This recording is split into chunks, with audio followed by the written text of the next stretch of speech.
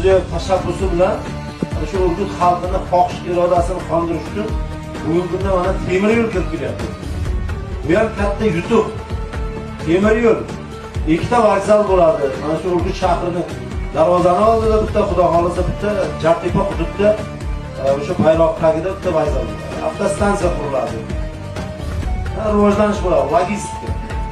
Hududlarda, qishloqlarda 1 minut, 2 minut to'xtab o'tadi. O'sha tuxumi, qatig'i, chakkasi yoki zeler, boshqa pomidor, bodring poyga ortib borasiz, arzon narxda 4 vokzaldan borib soatda turasiz. Mana imkoniyat Urgut. Bu azaliy, bu 100 yillik Urgut xalqini bu orzusi. Mana ro'yobga chiqyapti. Hamma narsa yaxshi niyatga bog'liq. Yaxshi niyat qilsak, hammasi ro'yobga chiqadi. O'zi tashabbusi bilan shu Urgut xalqini xohish irodasini qondirish uchun bugungi kunda mana temir yo'l kirib kelyapti. Bu ham katta yutuq.